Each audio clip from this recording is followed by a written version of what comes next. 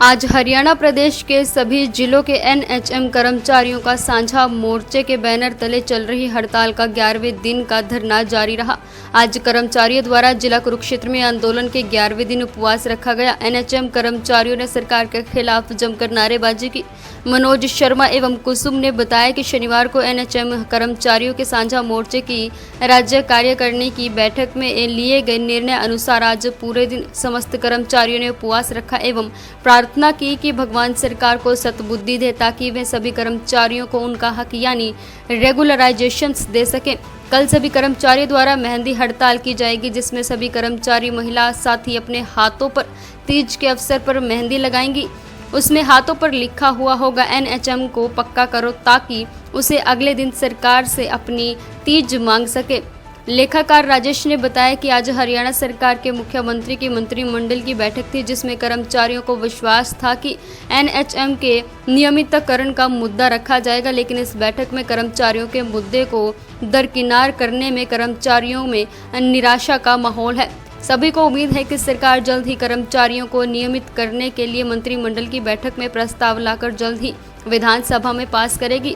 प्रदेश की हरियाणा सरकार ने वर्ष 2017 में प्रदेश के सभी एनएचएम कर्मचारियों को सर्विस बाय लॉज का लाभ दिया था, लेकिन अब की सरकार एनएचएम कर्मचारियों को हकों को खत्म करने जा रही है, क्योंकि सरकार में बैठे अधिकारियों की मंशा कर्मचारियों के प्रति सही नहीं है, जिसको देखते आज पूरे हरियाणा के एनएचएम कर्मचारियों का आंदोलन 11वें दिन में प्रवेश कर गया है, लेकिन सरकार के कान पर जूं तक नहीं रेंग रही है।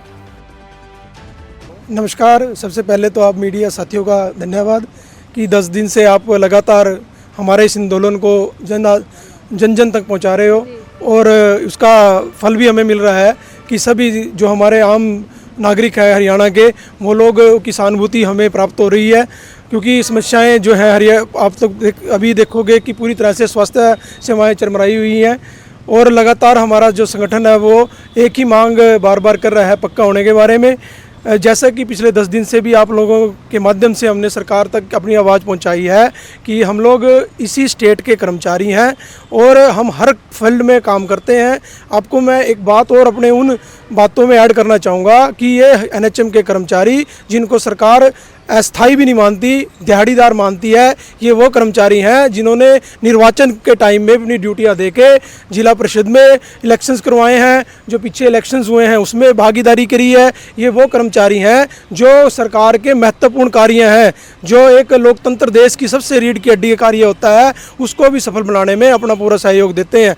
और जैसे कि पूर्व की बात ही आपको देखा होगा कि कोविड में भी पहली संगति में हमारे सभी कर्मचारी वहाँ पर अपनी जान की बाजी लगा के वहाँ पर जन सेवाएं करते रहे, और जिसमें कोई भी रिस्क अलाउंसेस हमें नहीं मिलता है। इसीलिए ये जो हड़ताल है लगातार जारी है, और कठोरता के साथ, मैं फिर कहूँगा ये कठोरता के साथ अब जारी रहेगी, क्योंकि यह पीछे हटने वाले नहीं है। क्योंकि यहाँ तो अब पेट की बात आ गई है, जब तक पेट आपका खाली है तो वो तो रोटी मांगेगा, और रोटी मांगेगा तो वो कुछ ना कुछ सरकार से बार बार अपनी आवाज़ को कठोरता से प्रस्तुत करेगा। सर, राज्य मंत्री के हाउस का घेराव किया गया, तो क्या कुछ निचोड़ उस चीज़ का लगा, आश्वासन क्या दिया गया, ज्ञापन सौंपा गया? जब हम लोग कल वहाँ पर राज्य मंत्री जी से मिलने के लिए और अपना जो मांग पत्र था वो सौंपने के लिए गए, तो थोड़ा सा देखो सरकार की असंवेदनशीलता में मिली कि जो हमारे मंत्री साहब हैं वो 2 मिनट का समय भी निकाल के हमारे बीच में नहीं आए। पर फिर भी मैं आपके माध्यम से उन तक ये कहता हूँ, आपकी आवाज़ पहुँचाना चाहता हूँ कि आप लोग हमारी आवाज़ को जो कैबिनेट मीटिंग्स हैं उसमें समक्ष रखिए, उनके समक्ष। और आप यदि जो हम लोग बार बार मांग कर रहे हैं पक्का होने के बारे में, जो 27 सालों से हम लोग कार्य कर रहे हैं, यदि आपके माध्यम से हमारा कार्य संपन्न होता है तो आपसे उत्तम मेरे ख्याल में एनएचएम के लिए कोई भी व्यक्ति हमारे लिए नहीं होगा। क्योंकि जो व्यक्ति हमें हमारे मेन उद्देश्य हमें कामयाब कर देगा तो वो तो हमारे लिए प्रभु समान हो जाएगा। क्या नाम है सर आपका? मेरा नाम परमजीत है जी, मैं कुरुक्षेत्र से हूँ और लेखाकार के पद पे यहाँ पर नियुक्ति है मेरी। धन्यवाद। नमस्कार जी। सबसे पहले मैं धन्यवाद देना चाहूँगा आप मीडिया चैनल्स का और सभी भाइयों का, जो यहाँ पर आकर के हमारी जो आवाज़ है उसे सरकार तक और आम जनता तक पहुँचाने का कार्य कर रहे हैं। आज 11वां दिन था हमारी हड़ताल का, और आज सभी ने सवेरे से ही उपवास रख के एक भगवान से प्रार्थना की थी, जैसे कि पीछे हमने यज्ञ हवन भी किया था सरकार तक अपनी बात पहुंचाने के लिए। आज सभी ने उपवास रखा, किसी ने भी दरी पर कुछ खाया पिया नहीं, और हमारी डिमांड वही है कि 27 सालों से जो स्वास्थ्य कर्मचारी सेवा दे रहे हैं निस्वार्थ भाव से। देखिए, अगर रेगुलर कोई एम्प्लॉय होता है, अगर वो सरकार को 1 रुपये का पड़ता है, तो ये कर्मचारी 25 पैसे में काम कर रहे हैं और 27 सालों से काम कर रहे हैं। अपनी परफॉर्मेंस देने के बाद इन्होंने क्या नहीं किस चीज़ का निवारण इन्होंने नहीं किया।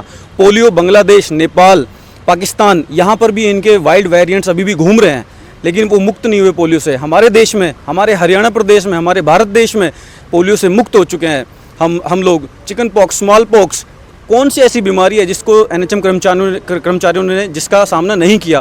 कोविड के अंदर इतनी अच्छी सेवाएं दी, सरकार ने कहा कि तुम डबल सैलरी ले लो, हमने कहा कि नहीं, इस आपातकालीन स्थिति में हम सरकार पर कोई बोझ नहीं डालेंगे, हम केवल जो हमें सैलरी मिल रही है हम वही लेंगे और बाकी आप हमारी तरफ से दान समझो। अब समय आ गया है कि जैसे प्राचीन काल में हमने देखा कि जो उत्तम से उत्तम वैद्य होते थे, उत्तम से उत्तम चिकित्सक होते थे, वो राजाओं को राजाश्रय प्राप्त करते थे। क्यों? क्योंकि वो एक बहुत ही बुद्धिमत्ता में बहुत ऊंचे दर्जे के होते थे। तो हम लोग भी वही स्किल्ड पर्सन्स हैं। आप आज 525 रुपये में छोटे छोटे बच्चों को बाहर से बुला करके ठेके पे टीके लगवा रहे हो, कितना रिस्की काम है। आज जच्चा बच्चा की मृत्यु हो रही है पानीपत में, समालका में, आप उसके ऊपर ध्यान नहीं दे रहे। हमारे साथ साथ हमारी मांगों को तो चलो आप अनदेखा कर ही रहे हो, साथ में आप जनता की, जो प्रदेश की जनता है, उसकी परेशानियों को भी अनदेखा कर रहे हो। तो मेरी यही प्रार्थना है सरकार से कि हम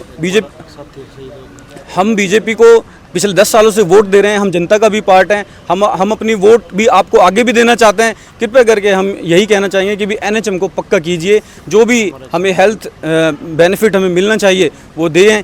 रेगुलर स्टाफ अगर कोई एक्सपायर हो जाता है जॉब के दौरान या रिटायरमेंट से पहले, तो उसको 50 लाख, 70 लाख, 1 करोड़ रुपए तक का भी हर्जाना उसके परिवार को दिया जाता है।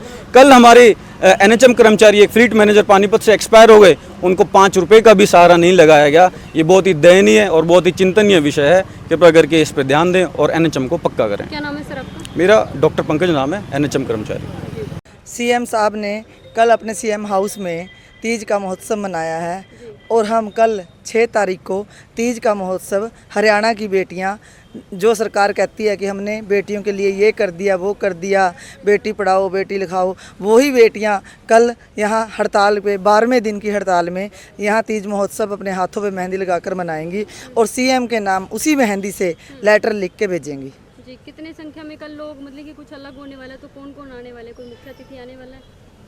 सोई हुई सरकार, गूंगी व्यारी सरकार से क्या मुख्य अतिथि के वो करें हम, क्योंकि उन्होंने तो आज तक हमारी खबर तक नहीं ली कि हरियाणा की बेटियां 22 के 22 जिलों में धरना पे, सड़कों पे बैठी हैं, तो उनको बुलाने तक का कोई सरकार के पास टाइम नहीं है। क्या नाम है मैम आपका? कुलविंदर कौर, एनएचएम कर्मचारी।